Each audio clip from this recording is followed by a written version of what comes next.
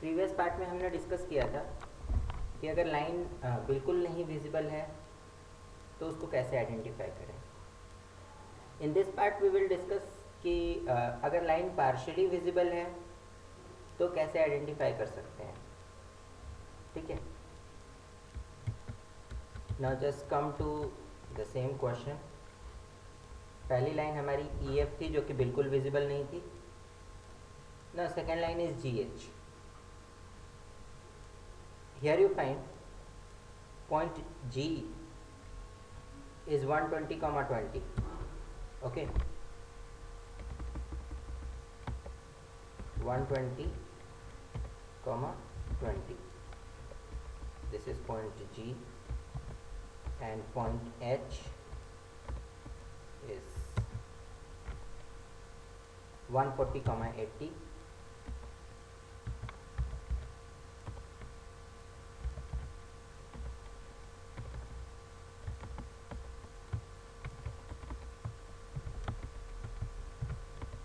Here you see, इसमें हमारे चारों मैट्रिक्स 0 0 0 0 आए हैं। That means this point is visible. ठीक है, ये पॉइंट हमारा विजिबल है। अब ये पॉइंट विजिबल है, दैट मीन्स लाइन विजिबल होगी। ठीक है, ये पॉइंट विजिबल नहीं है और ये पॉइंट विजिबल है, दैट मीन्स कि लाइन पार्शियली विजिबल है। ठीक है, just wait for a moment.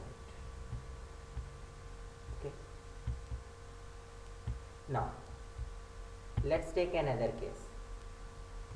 Suppose line starting is somewhere here and is ending somewhere here.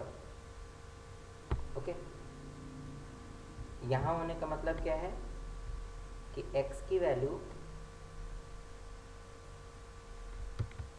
आपकी मिनिमम से थोड़ा सा ऊपर यानी 100 से ऊपर होगी।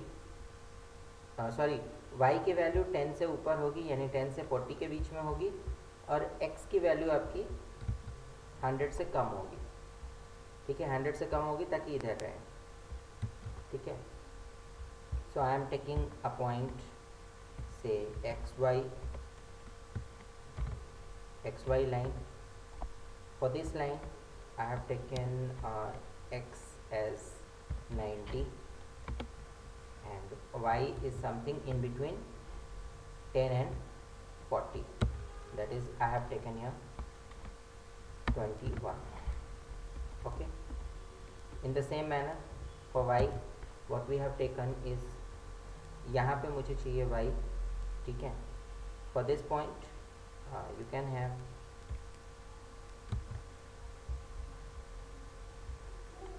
x is greater than 160, so I am taking here it is 165 and y is greater than 40, so हमने ले लिया 50. ठीक है, this is one assumption. Now here you see none of the points are visible. ठीक है, किसी reason से ये बाहर है, किसी रीजन से ये बाहर है। ठीक है, so now we have to find out whether the line is visible or it is not visible. ठीक है, what we will do, इस बार तो खैर हमने लाइन ऐसी चुनी है कि हमें मालूम है कि वो दिखेगी। हमने क्या किया, बिटवाइज एंड परफॉर्म किया, इन दोनों का एंड किया, we have got this number. Okay, इन दोनों का एंड किया,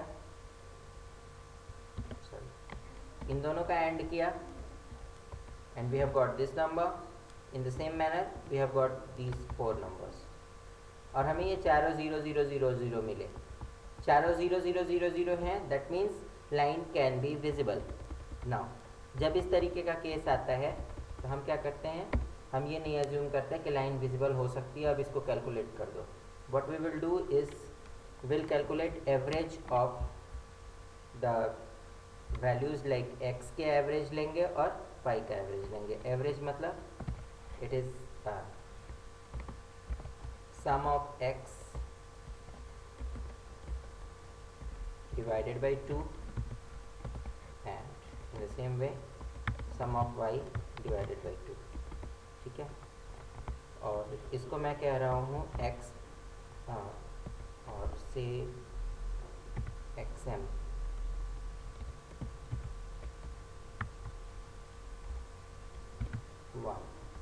सो this is first mid point. Okay, X और वाई का जो मिड पॉइंट है that is we have calculated as X N. ठीक है, let's check whether this point is visible और नॉट. अगर ये पॉइंट विजिबल है that means the line can be visible, the line is partially visible, otherwise it is not. ठीक है, now just take this case here. यहीं पे देखिए ये लाइन है जो कि विजिबल नहीं है और ये वाली लाइन विजिबल है. हमारी क्राइटेरिया के हिसाब से 0 0 0 0 इसका भी एंड आता और इसका भी एंड 0 0 0 0 आता. So we have to find out at least one point in between this area जिससे हमें ये पता चल जाए कि क्या वो लाइन विजिबल है. अगर विजिबल है then we will draw it in two parts.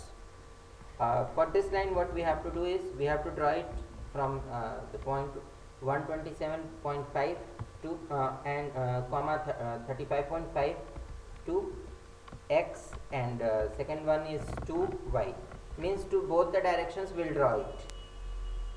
Okay, now just come on to next part of the question. So in this question you can find one more line is p1 p2. Okay, line p1 is 120,5 and sorry, point p1 is p1 120,5 and point p2 is 180,30. so take p1 as 120,5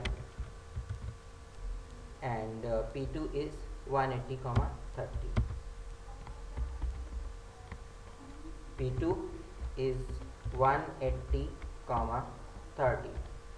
okay, now just check that what's the criteria values for this point and this point. Bitwise and करने पे हमें पता चलता है that it is coming 0 0 0 0. ठीक है, so what we will do, we'll calculate the midpoints. So go for the midpoint.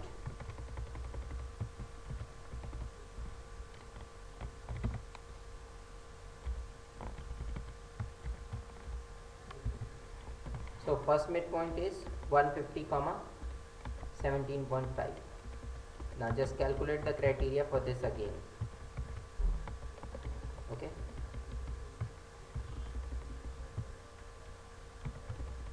here you can see it is 0 0 0 0. that means the line is visible.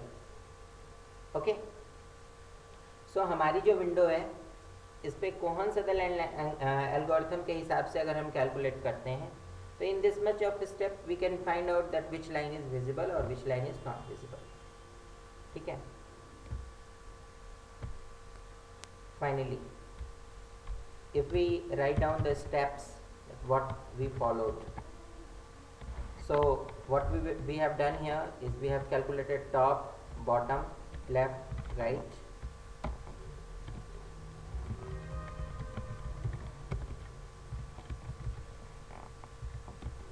सबसे पहले calculate top bottom left right for each point by comparing. Okay, then second step आपका क्या बनेगा. Second step हम इसमें क्या कर रहे हैं, हम कंपेयर कर रहे हैं कि whether that what ever top bottom left right का वैल्यू जो आया है क्या इसकी वैल्यू ज़ीरो है. अगर ज़ीरो नहीं है, if non-zero take and basically we call it bitwise and. ठीक है,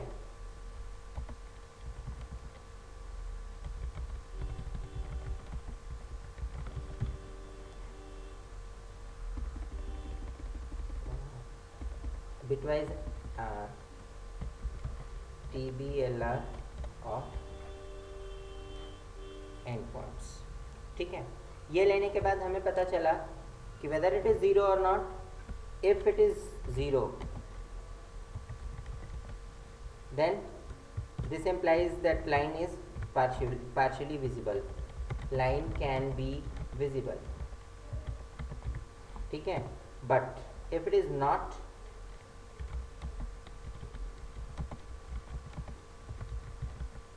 तो ये यहीं कंफर्म हो गया, line is not visible.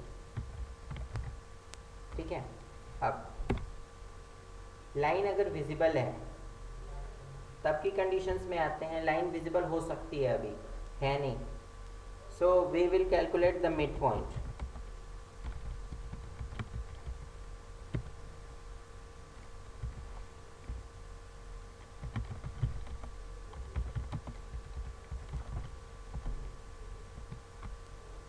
Okay,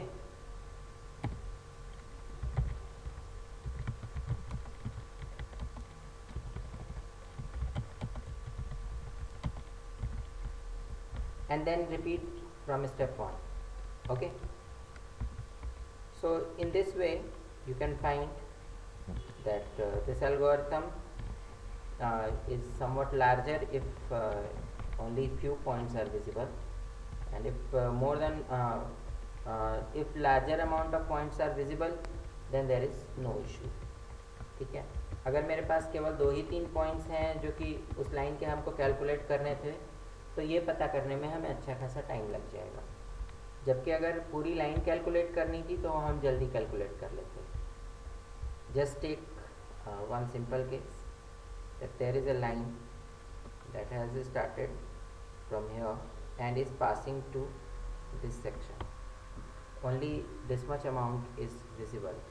Okay, and just wait, and this line can be of this kind also. Okay, so here you see, जब इसका mid point निकालेंगे आप तो ये कहीं यहाँ आएगा। ठीक है, फिर इसके हम 2 अलग अलग हाफ्स कर लेंगे, एक हाफ इधर का, एक हाफ इधर का। इधर वाला हाफ तो बिल्कुल ही नहीं दिखना। इस पे आते हैं, इसका मिड पॉइंट कहीं यहाँ आएगा, फिर उसके बाद दोबारा मिड पॉइंट निकालेंगे तो वो यहाँ आ रहा है। ठीक है, so in 3-4 steps we will be able to find out this point which is visible.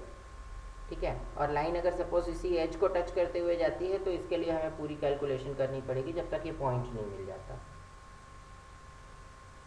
This is one small problem with Cohen-Sutherland algorithm. Otherwise, it is very good algorithm and it is very fast also. Okay. In next part of the session, we will talk about Cyrus-Beck algorithm. It is somewhat mathematical one, but we'll discuss it. We'll discuss feature of that algorithm and we'll discuss how we can find out that whether the points are whether the line is visible or not. Okay. That's all for this session. Thank you.